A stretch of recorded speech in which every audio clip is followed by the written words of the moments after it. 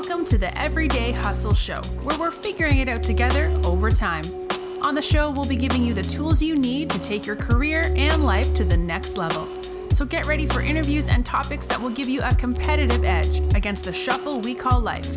Sure, we might get into some heavy topics, but we also like to laugh and have a fun time too.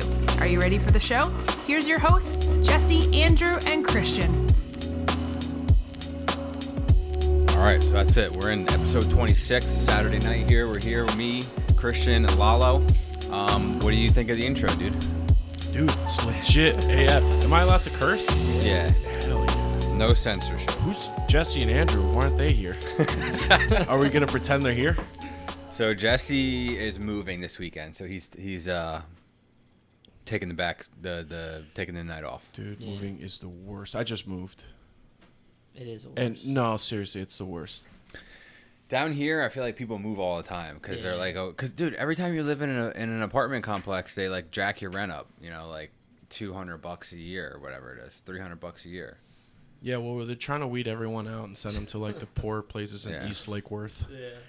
We should. I don't know if you want to. So I know Christian has some things that he wants to talk about, but I kind of just wanted to catch up with you first. That's why I kind of wanted to wait and just kind of do it as part of the show because it's been a while since I've spent some time with you. But obviously we met through some mutual friends in the music scene probably a few years ago.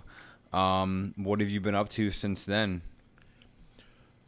Wow. I mean, since Limitless days, huh? Yeah, let's go back, dude. Let's take it back. Because there's probably some people who might hear this who might remember those days. I mean, Limitless to the people that, I don't know your audience, but as far as Limitless, we had this like really amazing legendary little warehouse. It was 1,100 square feet, and it was a floor stage, which are, I think, the best type of shows to play, and especially in like the quote unquote hardcore genre. Yes. And dude, it's taking me back so hard. I'm gonna start crying probably. No, it's just awesome just being there and like even though like we never made any money off of it, even though like we had to come out of pocket or sometimes we'd break even if we had like a good tour package coming through. It was just so fun, like just being there, like stapling rugs to the wall so like the other units wouldn't hear our music and like just getting people to come out and like what made me feel good is that we provided like a space for a bunch of kids who weren't really like able to go anywhere else to play this type of music without feeling like they're kind of like out of place. Yeah. And then we just like saw so many like friendships, like a lot of networking, relationships, just a lot of really, really cool shit happened there. Yeah, I started hanging out there probably when I was in Florida for like maybe just after like the first year or so. And really when I moved, it took me like that amount of time to like meet people and like feel like I had any type of friendship, like group of friends, and like it was definitely one of those things that was enjoyable and like kind of made me feel like I made the right decision when I moved, like because when I moved I didn't know anybody, and I was like, oh fuck, like this is gonna be rough. The first 9 months were fucking rough, like when you don't know anyone in a new state, you live thousands of miles away, it's like shit, but then you get into, you go to places like that, you meet people and you network, and it was a fucking awesome time. Yeah, it's pretty much where I met. There actually is where I started going. I knew Tyler, who's in Nebraska Bricks. Yeah. So I knew him from outside of the scene, and I went to his or their record release party. And from there, then they told me that they were playing at Limitless. So I went to check it out, and that's where I met Andrew and Frank and Dennis. Who else? Rob. Tyler. Yeah, all the boys. Tyler, yeah. When I met like all the names you just mentioned, including you guys, I was so blown away by how everyone was so young but looked old. Not in like a bad weathered way, but I was just like, wait, you guys are all like either 30 the same age. No, I know, but no, everyone was like in their early 20s. It's weird. Yeah. It was awesome. And to be honest with you, Limitless, or the people I met and like all the shit that everyone went through, it was when it opened my eyes to like another world. And I like it changed my life because I like actually, because of Limitless and meeting the people that I met, I chose like a career path of and it like literally opened my eyes to it. Which was what? The world of recovery. Yeah. Like if I hadn't opened up Limitless, I wouldn't. Because a lot of those guys were in recovery. Yeah, and it was.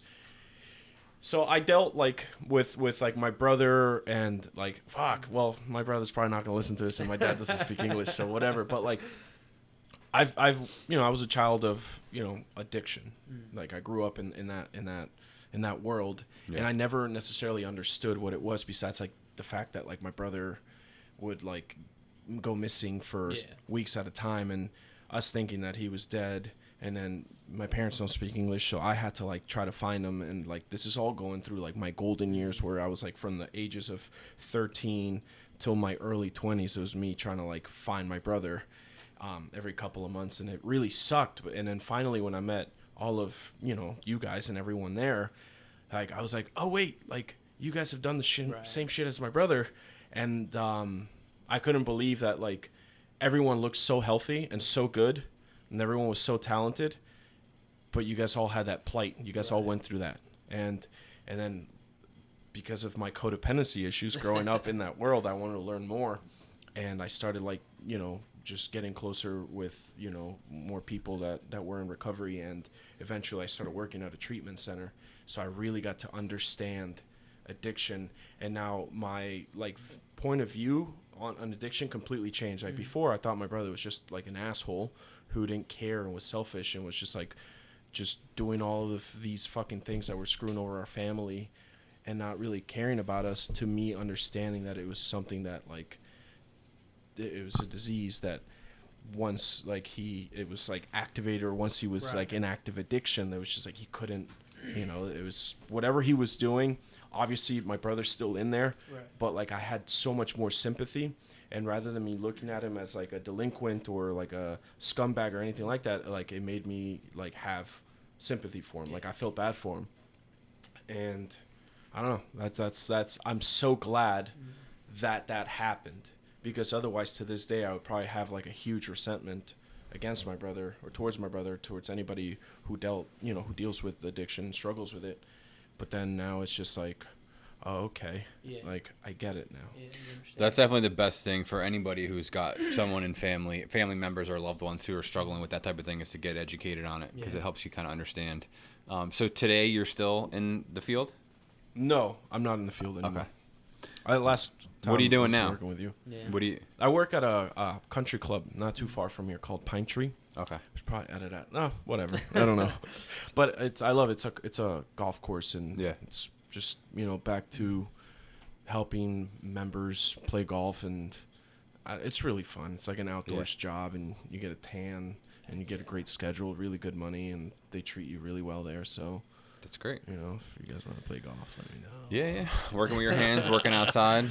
Yeah. That's actually one thing that I've never done. That guys always ask me, like, "Hey, do you play golf?" It's like the one thing. Well, there's other things that I haven't done, like skydive and shit like that. But like golf is something that's like easily accessible. That just I don't know why I've just never done it. Do it. It's do it when you retire and like you're super white, like you're the most generic white person in this room. I'm fucking really white, dude. So you'll probably play it when you're in your 60s. Yeah, like and dry fit polo and shit, exactly, checkered just fucking socks and shit. It's maybe that's why I haven't done it, because I feel like once you get to that point, it's like you got nothing fucking left. I don't get it. Like today was like I was supposed to be off of work like 2 hours ago, and someone decided to come out very late and play 9 holes, and then they changed their mind once they were finished with the first 9 and went out for another 9 holes. So it's like, is it really like that fun that on Saturday y'all don't have night like hours and you want to be like in the rain playing golf? Like they play in the rain. Yeah. You don't have set hours? I do, but like. But any good place that has good service, that's a great point that you just hit on. Like any good place that has good service stays until the customer leaves. Of course. Yeah, I was gonna tell them dude, I was in this place that we go to regularly, and like there was a group of us, and we all spend a good amount of money there. 11:45, they close at midnight. 11:45, they turn the lights on and like start sweeping and shit. And I'm just like, you guys aren't even closed yet. Yeah. Like what the hell, But everybody plays golf at midnight, dude. Yeah, I do the same. Yeah, I mini golf. That's it. That's all you'll get out of me. Is just mini golf. Mini golf. That's it. Yeah. I tried playing regular golf when I was in high school. Actually, we had like little outings every now and again, like bowling and just random stuff. And actually, I think I told the story on a different episode, but one time, I was kind of like a little delinquent, and there was a kid that was crossing this bridge, and the rule, like pretty much one of the only rules, is anytime someone's crossing the bridge, you do not hit the ball, period. Even though it was like facing the complete opposite direction, basically. Yeah. But of course, I didn't listen. I hit it, and then, dude, I hit this dude like straight in the forehead. Fuck. Dude was like bleeding. He got like paramedics came out. It was not good. You're always playing games, dude. Yeah, pretty much. You always fucking play around and someone gets hurt, you know? It was. Yeah. I felt bad, but he's all right. He made it. Where are you from originally? Colombia. How long you lived Jersey didn't give it away. Yeah. I thought this was a video podcast, so I'm like, I'm gonna do my hair, and I did my hair in like 10 minutes. Yeah. Dude, you look fucking handsome, bro. Know, right? So we'll take Don't worry, yeah, I'm gonna get some video. Look at my bias, so people could probably feel. I'll get like some just video. Fucking flexing, You lived in Florida how long? Lived in Florida for 19 years. Okay. 19 years, May 1st, 1999. So was music something that you were always into? Or was it starting around that time that we met, what was it, 2012? I've always been like since I was young, I mean, I've always like dancing in front of my family, even though like when you're in a Hispanic family, they make you dance for them. When they're all like drunk and you're just like, okay, it's like 1 o'clock in the morning. Chris, you do that? December 7th. You know what I'm talking about, right? You just like kid, dance and then you watch. I've seen you at the wedding. Yeah, that's right. I've seen you. Right. Cut a rug. No, I got 2 left feet. Like I'm terrible at dancing. But I always like the arts. I always like making people laugh. I always like making people feel something, which it definitely correlates directly to my codependency. Yeah. And because I experienced stress at such a young age that I've always wanted to take care of other people. So like me, like throughout school, like I remember doing plays when I was in Colombia as a kid. I don't remember the plays, but I remember being on stage. Then I came to the U.S. and I remember wanting to be in like the morning announcements, but I don't speak English well enough, so obviously I couldn't be in it. And I just remember like always trying to be involved in that field. And then I went to G-Star School of the Arts, and I would like audition for almost everything that they would put out. In Lake Worth? It's in West Palm Beach, G-Star School of the Arts. Okay. Yeah, and I mean, it was a theater and film school specifically. There was like no sports or anything else besides like theater and film. And I fell in love with just like, I don't know, being on stage. Like, I mean, Jay here, who's like, it's not on the mic. He, we were in a band together for a long time, and he knows my personality. It's always just like, you gotta, like, I'm always like, it's almost like I'm always constantly performing, even when I'm not performing. Yeah. And after high school, I didn't really get a chance to like go to college or do anything like that, because of my status in the country, which you could totally get into. I wouldn't mind at all. No, definitely. And so I wasn't able to go to like a fancy college or anything, or even college at that, because like it was going to be an immense amount of money that my parents obviously didn't have and I didn't have. So I stuck around South Florida, and I always liked more aggressive like rock. Like I loved like Linkin Park, and then a couple Slipknot songs and System of a Down every now and then when I had my accent, and then like I started listening to like Hawthorne Heights, and I thought that was heavy back in the day, which completely it wasn't. Dude, Ohio's for lovers. Right, exactly. And then I started getting into like Atreyu, then like As I Lay Dying is really when like I was like, oh my god, I love this type of music. And then Under Oath. And that, like, when I was like, I really want to do vocals. So, but I always played like acoustic, like Dashboard Confessional is like number 2, my favorite band, like second to The Ghost Inside. And so I always just loved music. And I figured, if I'm not going to be doing plays or like films or anything, I'm going to start like performing music. And I was just like, I don't know, in my car always screaming. And then like one day I forgot how For the Future came about, which is like the first band I ever like was a part of. They wanted to do a talent show at Santa Lucia's high school. Okay, this is all coming to me now. And I remember I would go to their band practice. They would just jam and like cover a Day to Remember songs. and then they wanted to play at Santa Lucia's, and I think it was Mr. Highway thinking about that. No, Mr. Highway's thinking about the end, and they would cover that, and I would like fuck around and get on the mic, and they're like, "Oh, we should play it." So the day of the talent show, we start like the talent show starts, and we're gonna be the last performance, and a fight breaks out right before we go up. These two girls started fighting over a seat, and Santa Lucia is a pretty rough school. So then the curtains open, and we start like telling the crowd, like kind of like hype us up, like tell them to let us play. And the cops that were there, the school cops, they were so like they were hard. They're like, hell yeah, they're doing this now. It gives us like a chance to like actually like get our hands dirty. Yeah. So they got pissed off and went backstage and like were telling us like, you will not start a riot in my school. And I didn't go to the school because like I think I was 2 years older than the rest of the guys, and I was 20 and then they were 18, so they were about to graduate. It was like an end of the school thing, and one of the guitarists got like pissed that they were yelling at me because he got in front of him and he got tackled. It was hilarious. So then we never got to play, but then after that we like played shows, and I was like, oh man, I love doing this. And then after that, I mean, the band, it was very talented guys. I mean, they were focused on other things. Drugs. And I wasn't about that life. Yeah. And so I stopped doing it for a while, and then Within Your Reach, actually Jay was in Within Your Reach, and they had a vocalist. He was very talented, and he was he had to leave the band, and they asked me to step in, and gladly I stepped in, and and the rest is history. There we go. I don't know, we have millions of fans, and we're touring full time. We're on MTV and shit. No Psych. Yeah, that's sick. But yeah, so again, just music has always been my thing, and then but making people laugh, and then actually like now recently I've been doing stand up. Yeah, I've seen that, and that feels really good. Is it different than playing music, or is there something like similar to it?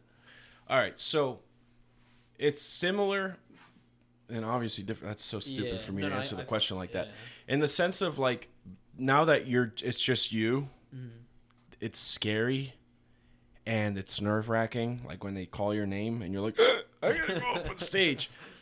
But I don't know. It's like I have a weird, like, I don't want to say self-sabotage, kind of like I love that feeling like, oh fuck, I'm gonna fuck up, and then I go on stage and I like say hello, I say my first thing and I get a reaction as soon as I hear like a snicker or a just like someone like scoff or something, then it's kind of like it kicks in. I'm like, like when the crowd's screaming when you're playing music. Right. Well, the crowd's screaming. Yeah. It just feels good, and like, I don't know, with music, like you have dudes behind you backing you up who are very talented, if not way more talented than you. So it's kind of like you have a crutch. Right. Now, when you're doing stand-up, it's just you by yourself. So if you screw up, there's not like a drummer that continues to play that's carrying the rest of the tune, or the guitarist. It's just you. Yeah. So like that's the only thing. But like that pressure, it's, I don't know, exhilarating. So, yeah. I mean, I was in a band, to kind of backtrack a little bit too. I was in a band when I was in high school, and it was something similar, because you mentioned earlier, like, you were screaming in your car and shit, and like, just kind of messing around and like daydreaming or whatever. Yeah. And, I would do the same thing. And one day, one of my friends, who's a drummer, he was like, telling me about they want to start a band. I was like, damn, that sounds really awesome. Like, I can do vocals. I never even like tried screaming before. I was like, dude, I can scream so good. I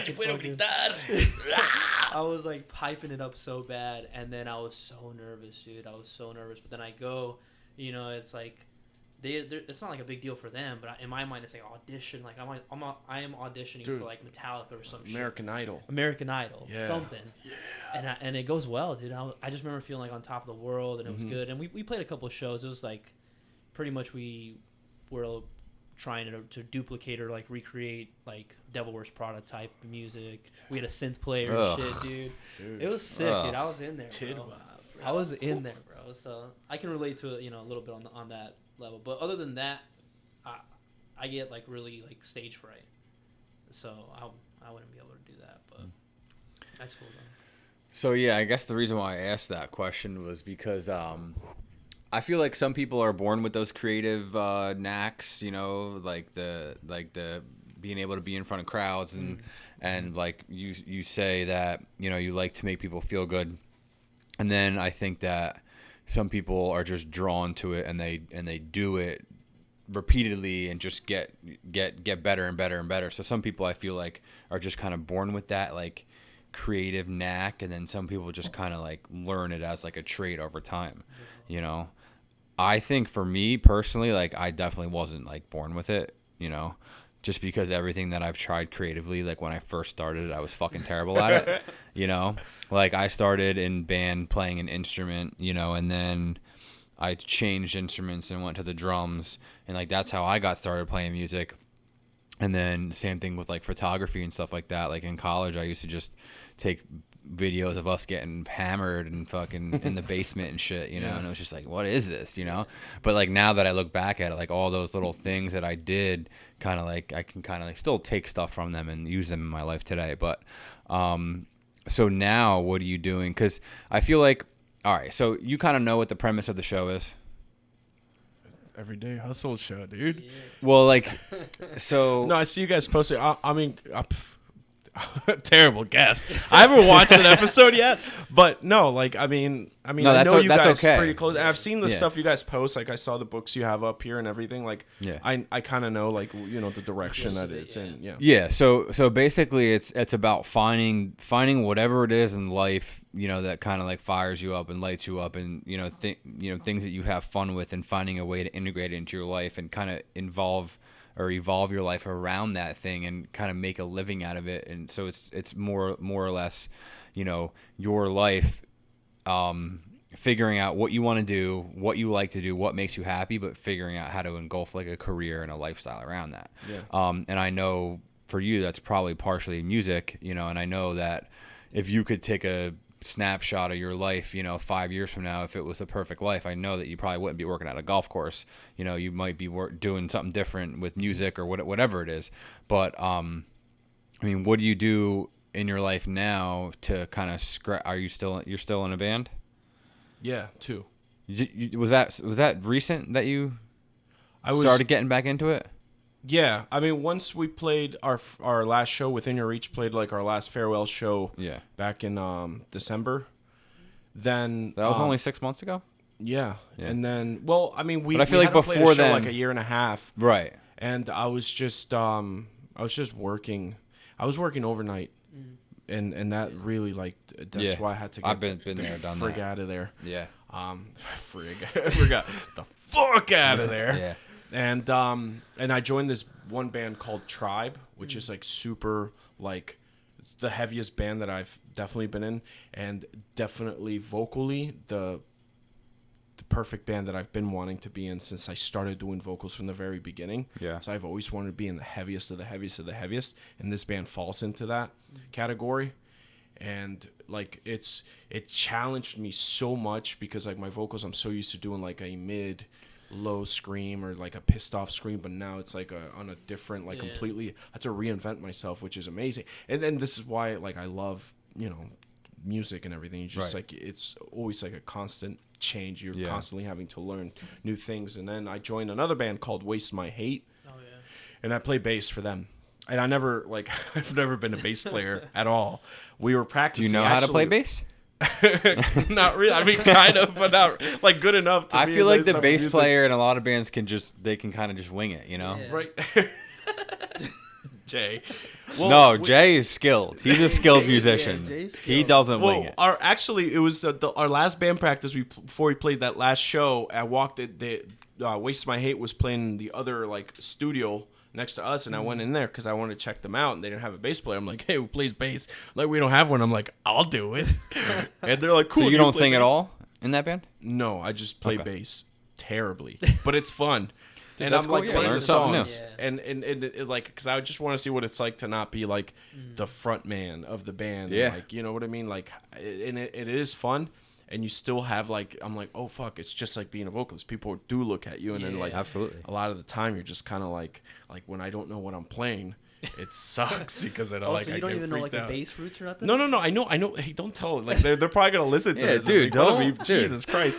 No, like I know the songs and everything, but just sometimes like I'll just zone out and like I'll try to look tough and like swing my fist just really hard, and then I don't know where we're at, and then I'll start playing a different song while they're playing a different song, and I'm like, oh. Well, dude, I was in Foul Play with Foul Dan. Balls. Yeah. Yeah. So I was in that band before Ryan. Yeah. And same scenario. They taught me like the bass roots. I never played before in my life, but I had a bass, just to kind of mess around with, and luckily we never played any shows because practice was been a crud show. Pretty much, I was there, like just just headbang. You'll be fine. Yeah. Just headbang.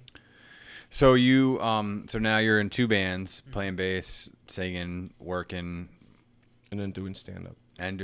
Been recently doing it like a lot, 3 times a week, yeah. Which is like still not enough, but like, dude, it feels so good. Dude, I was dying laughing about the joke that you told at the guy at the cigar bar. Yes. That Oh, shit. the dry with That shit had me going. Oh wait, the guy with the wife. Yeah. Dude, Yeah. I mean, the joke goes on. And I've never seen you do stand up. I was just scrolling through Facebook or something like that, and I seen that pop up, and I'm like, dude, that's sick.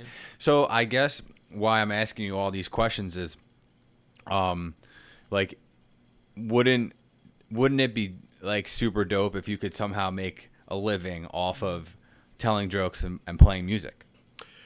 Yeah. Like, would you, like, if somebody was like, dude, I'll pay you, like 60, 70,000, whatever it is. Money is fucking not important. It's all fugazi anyway, but like, if you could, pay your bills and have money and, play a few shows a week, do stand up a couple nights a week. I mean, that would be ideal, right? I'm going to make that happen. Right. Like, I can't tell myself that maybe I have to do that. So, because since I've been a kid, like, praying to whatever higher power I believe in through different phases of my life and whatever, it's always been that. It always comes down to that. Like, I don't want to say I don't care about my family, I don't care about like this and that, but like ultimately what I want to do with my life is entertain people for the rest of my life. Right. Whether it's comedy, acting, music, whatever it is, I want to be able to make a living making people feel a certain way. Whether my music makes people angry, whether my music makes people feel like inspired, whether my comedy like makes people like relate, my comedy makes people feel good, my lyrics for like my sappy acoustic love songs like makes 2 people fall in love, whatever it is, like I want like the passion and all the shit that flows from my heart and my mind and I put together and I express it, like I want that to make a living for me. And if I don't, then whatever, because I'm going to, like, no matter what, I'm going to keep doing it. Yeah. But I have to, like, make sure that I never lose that mindset that that's what I'm going to do. Right. Because if I tell, like you said, 5 years from now, I don't want to, be working, like, at a golf course or even have a boss. Like, there's other endeavors that I have with, like, in that I want to do with my life that it doesn't necessarily involve, like, the arts. But I've always just that's gotta be like it's gotta happen. Yeah. Whether it's just like a comfortable paycheck or a comfortable living, I'll die happy. Right. Yeah. But yeah. And I don't want to say that working at a country club is bad. I hope no, it's not. You didn't get that impression. I mean, I'm doing something now that like I basically clean up a fucking jet ski shop. Like I sweep the floors and shit. Like that's. But you're happy. Dude, I'm stoked. That's how I feel. Right now, that's how I feel at the country club. Because it's not like sometimes I'll be able to touch a motor, maybe maybe touch a jet ski, but like, it's fun. Like my job now, I don't make as much money as I used to when I used to work at the call center. Same, right. Or like those jobs, like you got a taste of what like good money was like, but at the same time, at the end of the day, it's fake money. Good. Now it's fake with money. What I'm doing, like I'm not working at this job thinking like I'm gonna be the best club cleaner in the world or like the fastest golf cart driver and I'm gonna be really good at cleaning driving range balls. No, like this job like supports the life that I have now while I get good at the shit that I want to pursue. And I know it's like a long road and it takes a while to be like recognized and like to even like just to even make it in general, but like I don't know. You just like sometimes like I look at my past and everything. I wish I started comedy way like a long time ago because like it's always come natural to me. I've just always had that fear of not being that good. And the reason why I think I know for a fact that I chose music is because I'm really good at working with a team and having people behind me and pushing them to bring them with me. And it's just like, it's a crutch. It's like me having a band behind me was like a crutch. I'm like, okay, if I fuck up, there's other people that are fucking up with me, so the feeling's not going to be as bad. I never told you that, but that's like, I know in my head and my, like, in the way things were rigged in my brain, I know that's what it is. But now branching off into doing like stand up and where it's just, it's all on me and I have to hold myself accountable. There's a lot of pressure. And finally I rode that wave where I've had bad sets and I still have bad sets, but I'm pushing through and getting comfortable in the shit, getting comfortable in that thing, and you just push through. And now that I'm comfortable, like knowing that I'm going to have bad sets, and I know in the future I might have 1,000 bad sets, but I'm going to have, for a fact, I know I'm going to have 50 good sets. Right. And that's worth it, because like all of the bad and bad, getting used to that is going to like just teach you how good it feels to do good set. You know? Yeah, no, and that's huge. I think that's like a good topic, because, you know, a lot of people, they, you know, will have a dream, you know, whether it's making people feel good. So let's just use, you know, comedy. They'll go out, they'll try it for the first time. They have a horrible set. No one laughs. It's 3 a.m. There's like 2 people there, whatever the case might be, maybe a heckler, and then that's it. One bad experience and that's it. And that could be, you know, for anything. And then all of a sudden it's, you know, they give up on what they thought, and then they go on to like another thing, and they just go through that cycle forever. Yeah. You know, but like you said, you know, getting used to the uncomfortability, getting used to the process and kind of appreciating the process, because you know that even though you have 100, you'll have, like you said, 50 or even just, you know, 25. For me, like what you're talking about, or what we were just like talking about, like, so for the lyrics I wrote and like for this band, I was writing them thinking about like, wow, how is this going to hit people? And like, how are people going to relate to this? And what can this do to hit people? Because I thought in my brain during that time when I was writing these lyrics that everything was dandy in my head. My life was perfect. False. I was writing these lyrics and I noticed that like a couple months ago, and this is very recent, I started reading my lyrics and listening to my music and actually reading the lyrics that I already written. And it was almost like, fuck, like I was writing these lyrics for myself the entire time.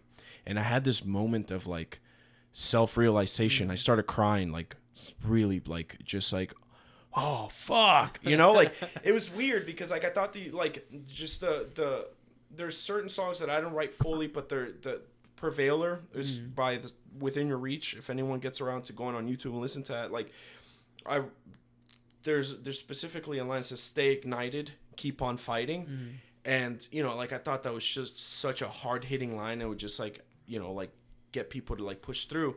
And really, like I listened to everything on there, and it was like everything I wrote, I think I was writing for the person that I was really trying to like you guys, since you guys have known me, have you ever seen me in a bad mood? Rarely. Yeah. Probably never. No, I don't think you ever saw me. You guys either one time you was a little drunk and you know what I'm saying? No, right. No, but you guys, like at Limitless, I remember I was always self-conscious because sometimes I would get drunk before I played a set, or like usually before I go on stage, I would get drunk. And like I was always afraid that you guys thought that like I had a problem. So I was so self-conscious, and that's like one of my things. It's just like I care too much about what people think, and I overthink everything. And I just like, I don't know. I forgot where I was going with that now because you brought that up. So now I'm thinking about those times and I feel like I need to justify it. And that's how my brain works. But anyway, so yeah, like I don't know. Yeah, well, you were talking about the lyrics that you were writing at the time when you wrote them. Oh, okay. Yes. Now I know what I was. So like people, I've always had this image where people like always come to me for advice.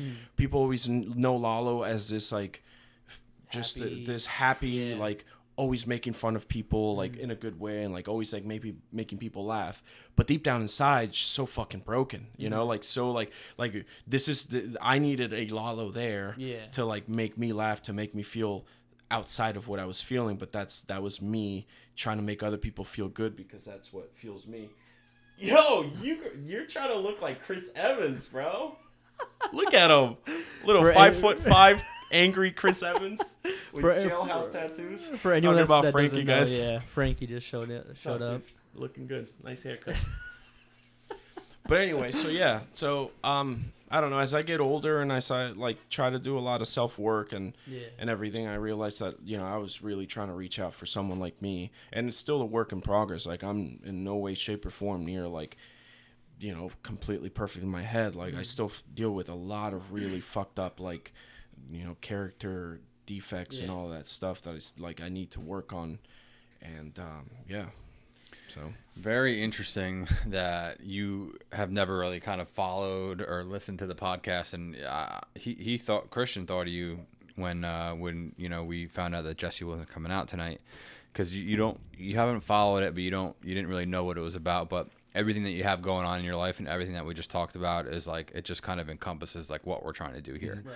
It's kind of just like take situations, and because like people think that when they might be in a situation like you or a situation like me, when we go through changes and things in our life, that like they're the only ones, or that, you know, people don't go through stuff like that. But, you know, it's a very common thing to not know which direction you're going with your life, and being in a phase where you're going through some self-development stuff, and you're, you know, changing and growing as a human being, which is like you never stop doing that.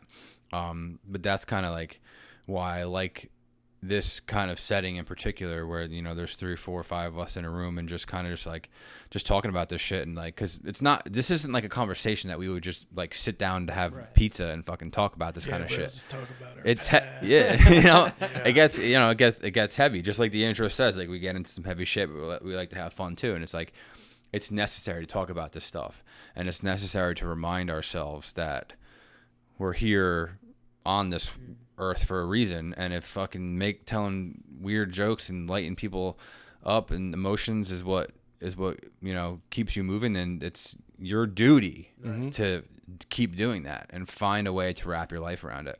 You know, my wife was like, she's like, oh, Lalo's coming over. I said, yeah. She said, oh, he's probably gonna find some way to shit in our bathroom and take a fucking selfie and put it on the podcast or something. Bro, I was in there. I'm like, all right, I need to poop. I said, but how would he even do that? I used to get so mad. I think I'd erase you off Snapchat for that purpose. Oh, come on. Yeah, I love it, dude. I toned down on the pooping on Snapchat mainly because of the Snapchat update. I don't use Snapchat. Like, I transitioned to Instagram, but I still got family, so I don't know if like I gotta ease them into me like having explosive shits on my story. But yeah, I loved it, dude. Yeah, I love those. Technology is a great thing. But I don't know, like if you guys, because when I worked in recovery, like when I worked in the industry. Mm-hmm. A lot of the people that I worked with, even the clients and everything, like they didn't know that I wasn't in like I wasn't working a program, because I don't have the physical addiction to, you know, drugs and alcohol. Right. You know, but obviously I grew up in the world. So like I had like another perspective. Like I grew up in it in a different way. And the only thing that separated me from the people that were there to recover was the actual physical addiction to substance. Right. Because when I would sit down, I besides being a BHT, I was also intake coordinator. So I would they would be with me for the first 2 hours of them coming into treatment, and I would learn how they got there, why they started drugs, all the trauma that they went through, the way that they think, and all that stuff. And I'm like, after like a while, I was like, oh my God. Yeah. Like, do I need to check myself in? I mean, obviously I wasn't like abusing drugs or anything, but like it was the same, like it was almost like that's the only thing that separated me. Like I thought the same way. I had the same like behavior mentally, the same like traits, the same like just everything was the same besides the fact that there's a lot of controversy with that topic. Some people think that it's like a disease and that you're born with it. Mm-hmm. And some people think that, oh, you just make bad decisions. You know, I'm a believer in that it's a genetic thing and you're born with it. And I'm also a believer that some people have it but don't cope with drugs and alcohol. Like for me, it was food. Yeah. Right. It was food, and I still deal with it. I obviously, when you guys back in the day when you met me, I was about 260 pounds. Yeah. And you weigh how much now? I'm teeter-tottering between like 215 and 223. You've been in the gym though. Yeah. I've been going to the gym, like, because now I'm obsessed with the gym. Like, I love it. Like, if I don't go, like, I feel like, oh fuck, I'm a fat piece of shit. Yeah. But yeah, like like when I see people make posts, because I'm friends with a lot of people that are in recovery, and I'm also friends with people that aren't.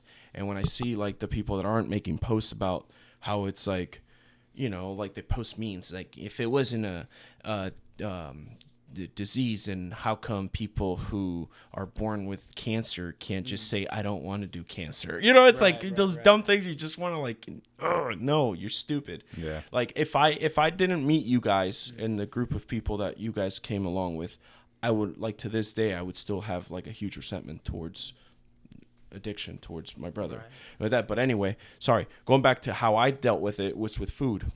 And I would eat food, a lot of food, then I would have like these major like carb crashes where I would just like want to go to sleep, and I would wake up with a lot of shame and feel like shit. And then I would go to the fridge to go eat some more because that felt good. Right. And I remember when I was telling my therapist at the time, she told me replace food with the word food with the word like drugs or heroin or something. And it was almost the same exact thing. Like I didn't really like myself at all. So I would eat because like that would give me like this like instant gratification. And then like I would eat it and then I would feel good because it tasted so good. And then I would nod out, aka fall asleep, take a nap. Then I would wake up and be like, what the fuck did I just do? Let me just go do some more because, you know, and I was like, holy shit. So yeah, in a sense, not drugs and alcohol, but I think food, I mean, I'm not trying to minimize drugs and alcohol by any means, but obviously food it does kill people a lot, you know, heart disease and all that stuff. But, you know, I still struggle with it, but I'm also like incorporating fitness, and like now I'm pescetarian, so I'm better than everyone else around. No, pescetarian. Like, dude, I hated fish my whole life. Like, I like tuna salad and stuff. I hated shrimp, hated everything. But when I became pescetarian, the reason I did it was not because I didn't like, I mean, this is going to maybe piss some people off, but like, I didn't do it because like I felt bad for the pig that's already dead and I'm going to eat it. But it was, just was like, I have to change something. I was working overnight and I was eating all the food before we threw it away. I'm like, this is good free food. And then I was working overnight. I wasn't sleeping. I was like just bloated and like all the meat, and I gave up red meat and chicken completely and started eating fish. Dropped a bunch of weight and I felt a lot better. I was sleeping better. I was just like, I smelled better. In general, everything was better. And now like it forced me to like try food that I never tried before, and I really, really like seafood. From a health perspective, why would somebody do that? Pescetarian? Yeah. I mean, as far as like some of the meats go, like the fish that you get, I work at a country club, so they use like high-end like meats, and that's where I get most of my fish is when I go to lunch there. I mean, if you can afford it, definitely there's like really good protein and just good nutrients for your body. As far as like chicken, it's just really easy to like buy at Walmart for like that giant 10-pound or $10 thing. You can get like 10 pieces of chicken, and that's like your protein. But then it's loaded with a bunch of bullshit that your body like retains. And if you have like, you know, just certain genetics, it holds on to it different than other people. Like I have hypoactive thyroids, so I have like a couple odds against me when it comes to like, you know, retaining fat and like breaking down fat and my metabolism being slow. So like this pescatarian thing has been probably the best nutrition. So you're saying that for your body physically breaks down and metabolizes like seafood like better than the chicken and the red meats and stuff, and that's has helped you lose weight and all that. I did a paleo diet a couple years ago for about like 2 months, and it was like huge results. Like I felt like I was on a cup of coffee. Paleo diet, it's like basically it's called like also the caveman diet. Okay. So nothing that's man-made. You can't have anything that's man-made. That sounds like a lot of work.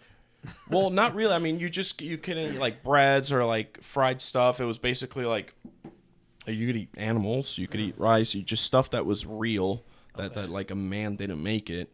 And I was doing that, and it like I always felt like I was on a cup of coffee, even if I didn't have caffeine. And I dropped a bunch of weight, but it was hard sticking to that. And then being pescatarian now kind of feels very close to that, very similar to that. But I have a little bit more freedom because on the paleo diet, I wasn't eating like pizza, I wasn't eating French fries. Now it's like a best of both worlds, so I get to like cheat a lot, and that's why I still got these bitch tits Thankfully, this isn't a video, so you guys can't Oh, see. we're recording right now. Fuck, seriously? Yeah. Damn. Okay. Okay, so cause look, I don't know if you know, probably don't know yet, but I'm in the process of opening like kind of like a health food place. Nice. Yeah, it's gonna be juices, smoothies, healthy snacks, wraps, salads, things like that. Actually, me and Frank, on the verge of signing a lease for a storefront. Yeah, really close. But so like nutrition, fitness, wellness, all this stuff, it's always intrigued me, you know?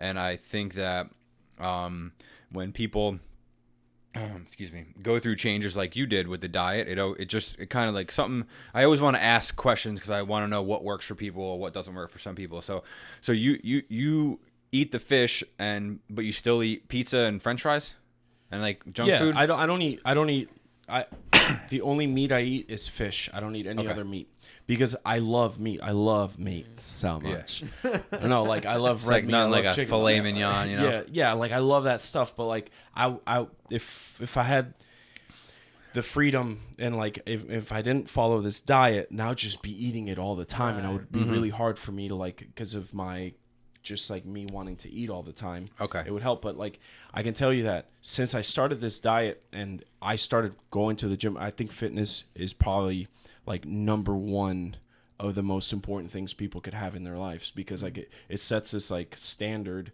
and discipline that carries through everything else that you do in your life. That's yeah.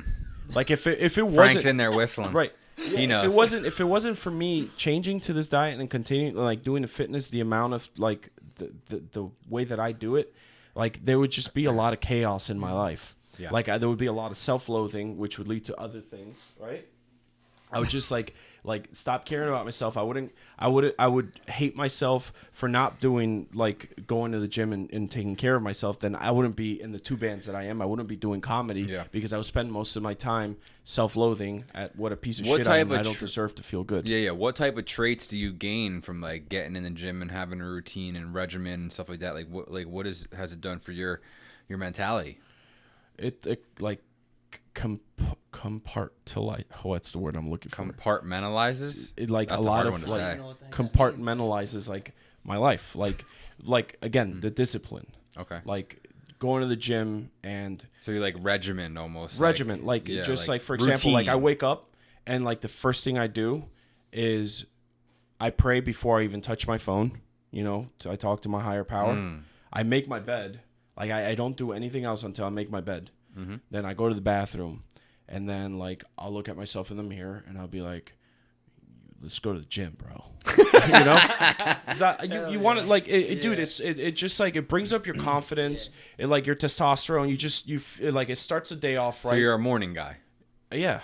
For the morning gym? Guy. And morning and late at night too, but morning mainly because like it's just like let me get it out of the way now, just in case something pops up at night and I'm not going to be able to do it. Okay, and then that's interesting too because I feel like when you do something like that, it kind of sets the tone for the day. It's like like if I'm going to work out and I'm going to feel good in the morning, and then it kind of helps you almost make better choices throughout the day. Yeah, because you not push only with yourself. nutrition, but with everything else. Like I go to the gym and like I'll start like I'll put on like really heavy music. Yeah. And then I'll just like start pushing myself. Like I'll do this and I'll be like, all right, make it heavier, you little bitch. And I'll start doing that. And I'll do more reps. No, like, and seriously. And then I end it with like some cardio. And then I'll keep looking. I'm like, you got 5 more minutes in you. Why not? Keep going and keep going. And then when you leave that, you feel good. You know, like colors are brighter. You're walking taller. Like any sort of like pain you're feeling from like when you woke up because your back is sore, it's all gone. You just have this confidence and it sets the tone. And then like, oh, fuck, I'm going to go clean my car now. I want to keep this buzz going because it's almost like you get a buzz. I don't know if you guys do. I get a buzz from going to the gym. Hell yeah, like brother. I get like it's like a high, and you just feel good, and you want to like continue to like do things that are going to keep making you feel good, and like that's why I love it. If I seriously like. And it's probably not a good thing, but I seriously feel really guilty days that I miss the gym. Right. I don't know if that's a bad thing, but like back in the day, I would do everything to avoid going to the gym. Oh, I ate like shit today. I think I'm just going to go home and play the division for 4 hours with all the guys I work with. And then I would just make excuses not to go to the gym. Now it's like I gotta like squeeze it in. Like I don't care if I'm gonna be like late to band practice or late to work. Like I need this. This is like this makes me better. I love the how you talked about like in your head you say you little bitch, make it heavier, because like what's crazy to me in the gym, right? Sometimes I'll get in the mode where it's like my mind will tell me that I can't lift anymore, or I'll like you can't get any more reps, and then like your body, you have to like train your mind almost like I have to train my mind to say I can do it, because my body exactly because look, I mean, and it's mind boggling, because it's like your body can do it, you can do it, and your mind tells you that you can't. You just oh, fuck it, I'll just put the weights down. But then when you get to the point where it's like, no, fuck this, like I know I can do it, and you push through, those are the kinds of traits, and progress. Like you need to do that in your life, right? So that's what I feel like I take from the gym and I apply it into my life, whereas most people will let their mind tell them, hey, I can't fucking do this. I can't start my own business. I can't be a successful comedian. I'll never fucking be a professional musician, whatever it is. They stop, just like you were already talking about. They'll give it a shot, say fuck it. But if you could train your mind, you train your mind in the gym, to say I can keep going, then you apply that into your life, and the results are they're amazing. The venue, Limitless. Sorry, I just played footsies with touching my feet. Okay, so because you guys are about to go on this potential business venture about opening a venue or like getting the lease for whatever for like the food thing that you wanted to do. For Limitless, it was me like thinking, I'm like, we need a place. And I went with this kid, Cameron originally, who was a sound engineer. I was like, we're going to make it a studio. And I'm like, but then we could also have shows. So then I contacted Alex Bauman because I know that he wanted to do something with music. This was before Limitless became what it is now, where he's hosting some of the bigger, like, touring packages for, like, the heavy scene and everything. And it was like a risk that I definitely didn't know, like, the consequences and how much it was going to be and how much work was going to put into it. But because, like, I went in with, like, it's almost like I just dove head first into that blindfolded, and like if like knowing the kind of money that we were gonna like you were on the lease, on the paper. No, but we were all coming out of pocket, man-to-man agreement that you like Jordan was the one that like put the money up front to like get the venue, like accept like the deposit and everything, because he had access to that. And then Alex and I were kind of like we all split everything. Monthly you had to figure it out. Yeah, we all figured it out. Like and between that the was three how of us. long? 3 years or 5? It was like almost 2 or a little 2 years. over 2. Yeah. Oh wait, ago or how long we had it for? How long did you have it for? It was like almost 2 years. 2 years, yeah. And we didn't really start like breaking even or making money towards the end, even though like shows were packed and everything. It's like you got to understand that it was like FPL, and then we had to pay like touring packages.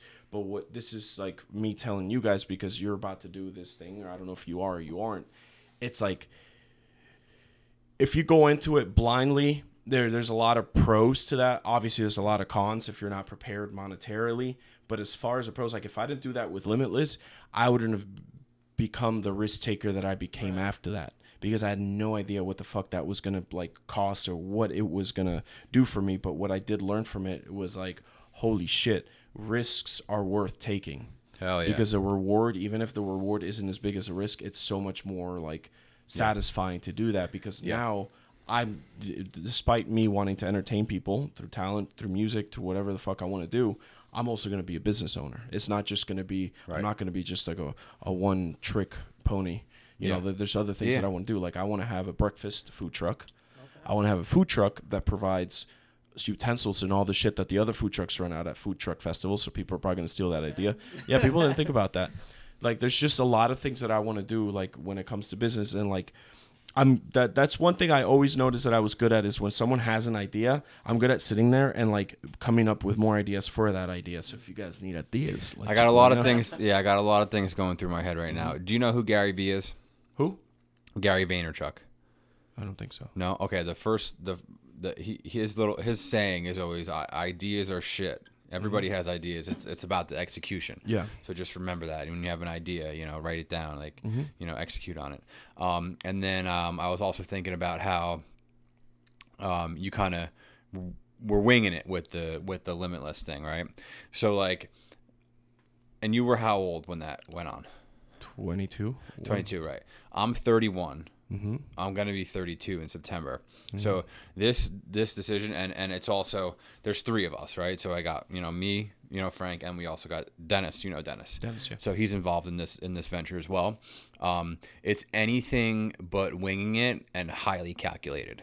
No, I'm sure. Yeah. Yeah, and that's why I'm confident in the decision, and that's why I'm guaranteeing a 3-year lease. And it's just gonna be me, on that one. Or I don't know if I have to put if Jen's going to be on it or not, but either way it's going to come down to me guaranteeing 3 years of paying that rent, so. But what I've learned through my life and decisions and working and learning from everyone around me is that I'm gonna fucking make it work. Yeah. It's like I know that I'm gonna make it work, and there's no other option. Because that's just the mindset. That's how I'm training my mind, just like in the gym. I'm training my mind going into it. Like, I know that it's going to work. I know that it's going to work. It has to fucking work. It has to work. There's no reward if there's no risks. And if you're not taking risks, then what the fuck are you doing? Yeah. I could think about it every fucking way and justify, it's going to be, $3,000 a month times 36 months. That's $125,000. No, it's like, shut the fuck up. You know what I'm saying? There's steps that you take. You do one thing at a time. You figure it out together. You have people who you can lean on, and you fucking work hard. You have to work hard, and that's, and I was working in a treatment center. I was making the most money that I've ever made in my life, and I worked there for 14 months. It was a lot of money that I was making, right? And I walked in one day and he was like, yeah, we don't need you anymore, So for the past 4 months, I've dedicated, because that was in February, now it's June, past 4 months, I've been dedicating my life and figuring out what I want to do, because I never want to walk into that situation again. I don't ever want to walk into a job and somebody fucking tell me that I don't work there anymore. The other person have like a power of what your life is going to become, right? Exactly. Yeah, 100%. You want to be you. You exactly. want to be your own boss. But it also, rewinding to what you said about having your hands in different things. Like I LLC'd a design company, right? Like today I did a photo job that was, 3 hours, and then I'm going to do 3 hours of editing, and bam, I made $1,000, so it's like I have things like that too. And that was a big move for me too, because I never had the confidence to say, hey, this is what I fucking charge, because this is what I'm worth. $100-something an hour. If you think about that in the grand scheme of things, that's fucking crazy. That's a lot of money. Yeah.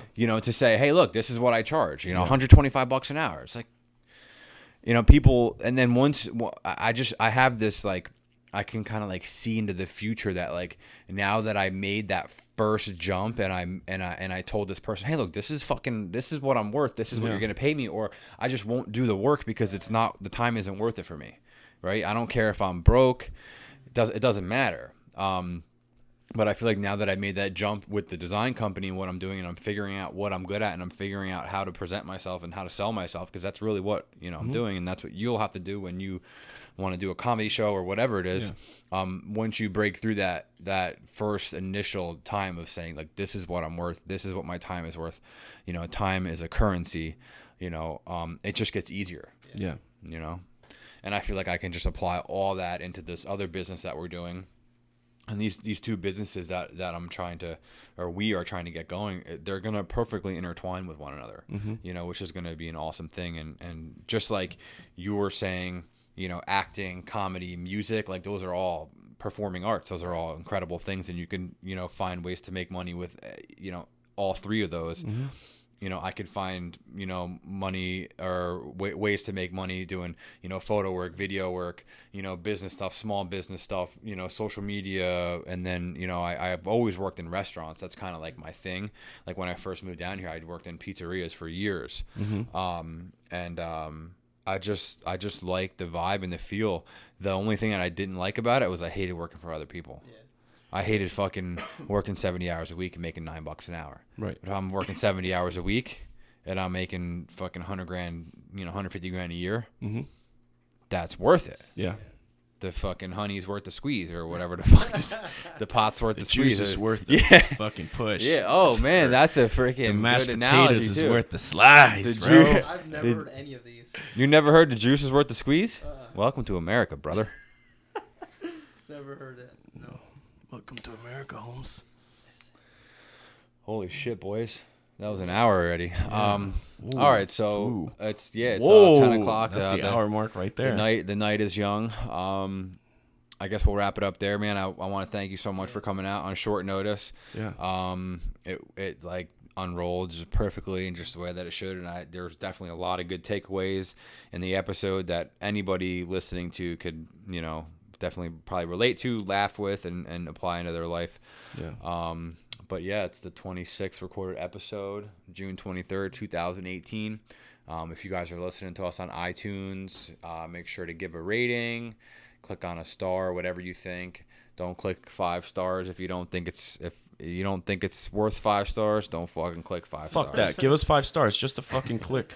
Yeah, and just to let everyone know, Lalo said we're gonna blow up, so yeah. We'll be taking sponsorships and some other if people want to reach out to us. Yeah, bro, you guys are gonna blow up.